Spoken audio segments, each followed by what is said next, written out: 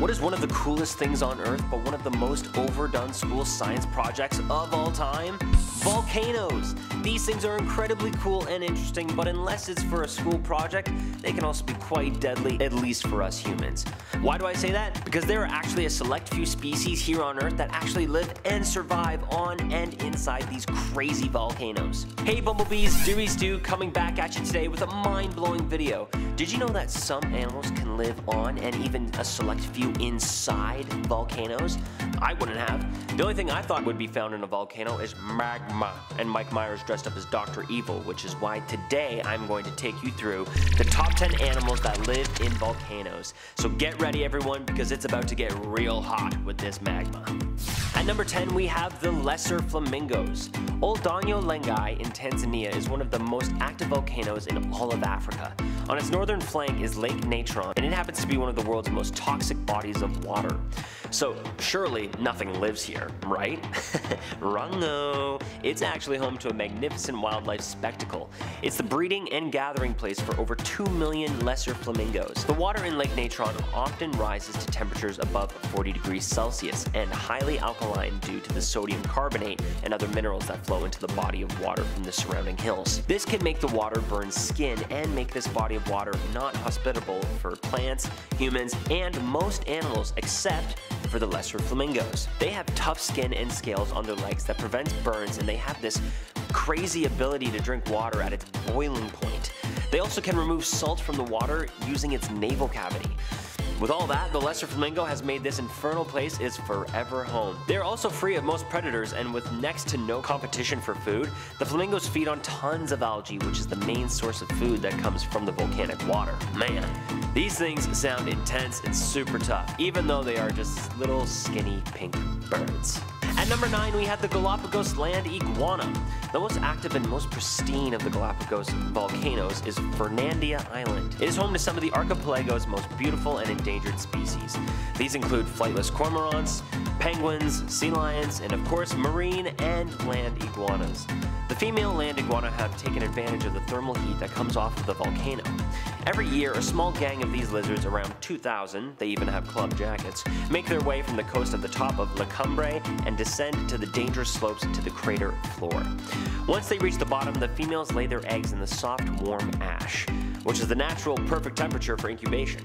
The constant threat of eruptions and earthquakes make it difficult for just about any animal that lives on or around these volcanoes, except for the land iguana. The land iguana can actually sense volcanic activity and most of the time will hightail it out of there before things get too heated. We have the vampire ground finch.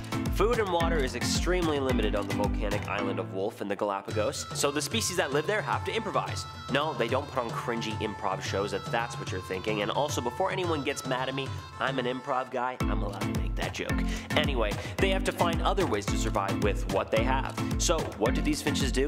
Well, if you haven't guessed it by the name, they basically turn into vampires. Their usual diet is nectar, cactus, pulp, the contents of bird eggs, but they also drink other animals' blood. Ain't that darling? These vampire birds will pierce the flesh with their sharp beak and then draw in the blood. Doing this means they can consume through the other dead animal any nutrients that they had been missing in the dry months. Due to this change in diet, vampire ground finches now have the longest and most pointed beak of all the ground finch subspecies. Their usual blood-sucking prey is the booby seabird.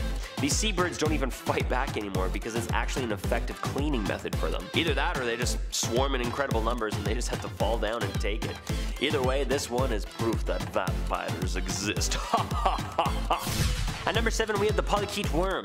This might just be the coolest colored creature I've ever seen, but these guys not only live in volcanic territories, they are also quite the dangerous predators. So I'ma just admire from afar. These worms were found 3,900 feet or 1,200 meters below the surface off the coast of northern New Zealand.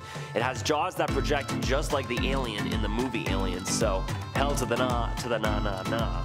But scientists found this creature during a 3-week expedition in 2012 throughout 4 deep sea regions in the volcano-rich Kermadec Ridge. They were found in and around undersea vents where undersea volcanoes release hot water and gases.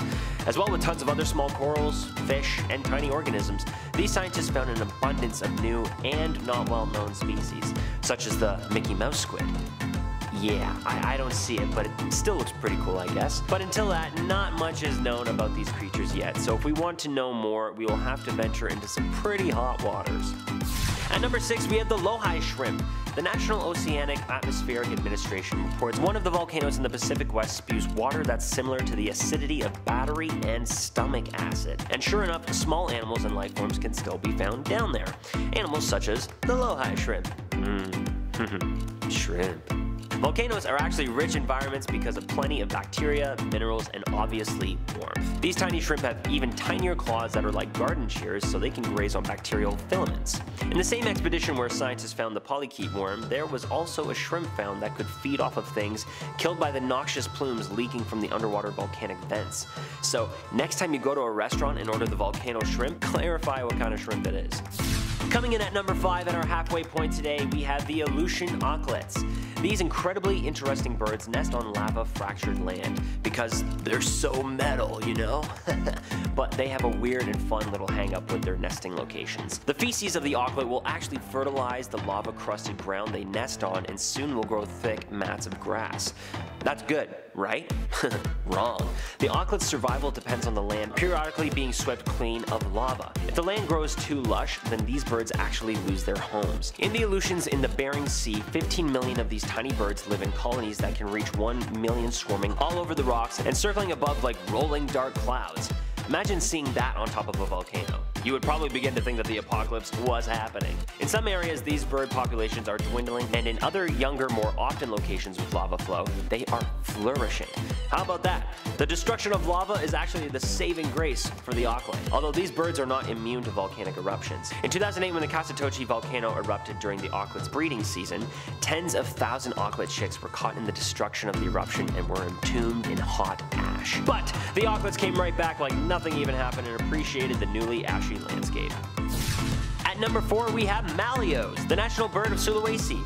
The maleo is part of a group of birds known as megapodes, birds that lay their eggs in volcanoes. Back in 2013 in the Bronx Zoo, a pair of maleos hatched a couple of young chicks, which led to the media catching on to these strange nesting habits of these birds. These megapode birds are one of the oldest living groups of birds on the planet. Most of them are also turkey-like in appearance, so happy Thanksgiving. Many birds incubate their eggs using their own body heat, but megapodes use the magical wonders of nature, and they bury them inside volcanic soils, sun-warmed beaches, or rotting vegetation. Sounds great. However, these birds' numbers are dwindling, and that is why it is important to learn what we can from the few that we have in captivity. Once we study them and their living patterns a bit more, hopefully we'll be able to save them in their natural habitat as well. Starting us off in our top 3, at number 3 we have the Uroptychus squat lobster. Remember that little expedition off the coast of New Zealand I was talking about? Well, one of the other animals they found down there around those acidic and heated volcanic vents was the Uroptychus squat lobster. These lobsters live at depths of 2,130 feet, which is 650 meters, and depths of 4,600 feet, which is 1,400 meters. The squat lobster of the Uroptychus isn't the first known species of its kind, but its species hasn't been formally recognized yet either. These lobsters are almost always found with and associated with deep sea coral. They can often be found attached to bamboo coral. Other than that, not much is known about these creatures because they live at such great depths near hot and acidic water, but maybe if we explored our oceans a bit more, like I keep on saying, Dewey would have more to tell you. At number 2, we have the lava lizards, another freaking cool metal name. Okay, maybe not metal, but still cool if you ask me. They have grayish-greenish bodies with a bright red head, but these lizards can range in a variety of colors based on their location. They can range from gray to green to black to blue. The males tend to be brighter colored with yellow spots and gold stripes, and the females are usually the ones with the red throat or red head. And oh my god, I do love redheads. And they also happen to live atop of hardened lava, hence the name lava lizard. The lava lizard is one of the most abundant reptiles throughout the Galapagos. I also just want to add that these male lizards also lift. They are known to perform a series of push-ups in order to intimidate other males looking to steal their territory. This is really good, I can't even This is hilarious. The push-ups make the male look larger and dissuades the other males from wanting to start a fight. If an intruder thinks he is bigger and stronger, then a push-up competition will ensue. Weird. I think that's exactly how it goes here in Toronto too. At least on King West, that is. Anyway, if things still aren't settled after the push-up contest, then these lizards will then start tail slaps or biting as their last resort. Still very King West if you ask me.